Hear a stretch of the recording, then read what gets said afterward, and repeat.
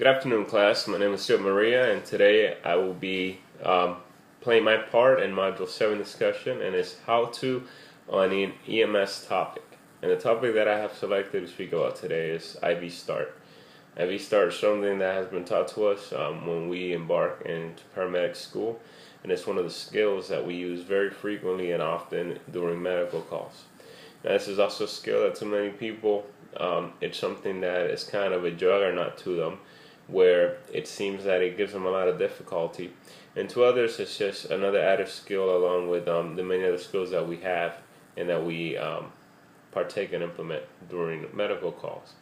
Now, an IV start is very important for the simple fact that we do want to establish an IV in a patient, not only if they're unstable, but if we see that down the line during the call they need to receive either fluids or some sort of medication via IV line.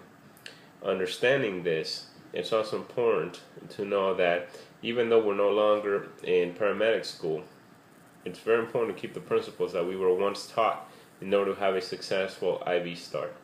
In order for us to start an IV, first we got to remember that we're dealing with the general public. And even though we do this maybe 12-14 times out of our day in a shift, a lot of people are afraid of needles. A lot of people do not like to get poked. Just think about the fact of a large catheter going into your arm and how would you feel. And one of the things that I see most often happen is when we're going to start an IV, many times we just go ahead and do it as a second nature rather than even telling the patient what we're about to do.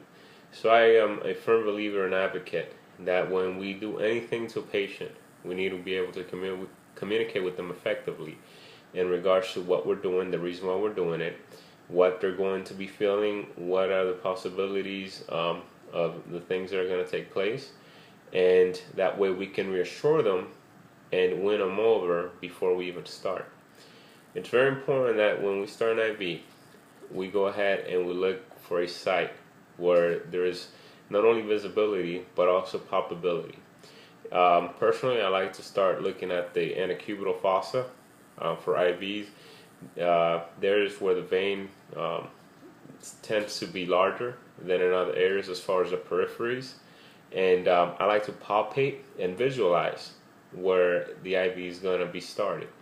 Once I look down and I see a possible site, I'm going to go ahead and grab a constriction band, not a tourniquet, because we're not going to completely cut off circulation to that area of the body, but I'm going to tell the patient, we're going to start an IV.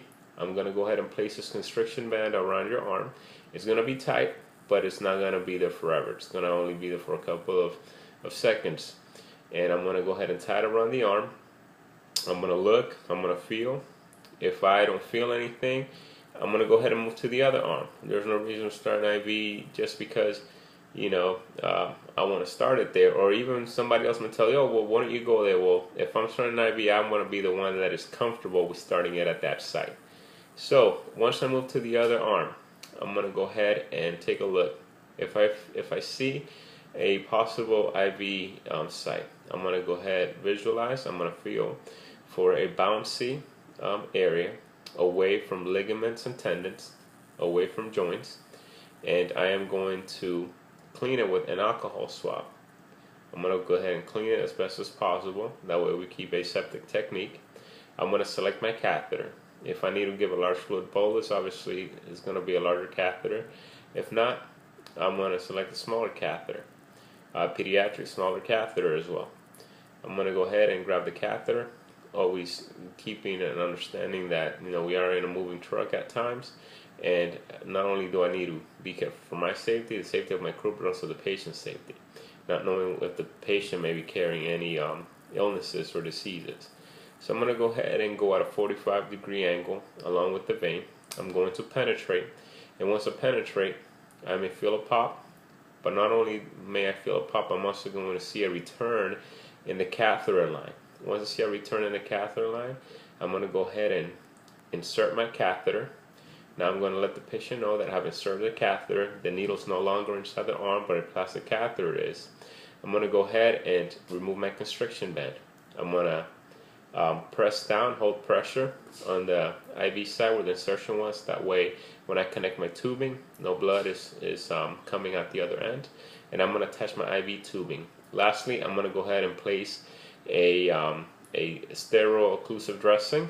That way we can stabilize it. And I'm going to let the patient know that this is going to stay in their arm, to be careful with the movement. That way we don't yank it out. That's just my tidbit on IV start. Hope this was helpful to you. Have a great day.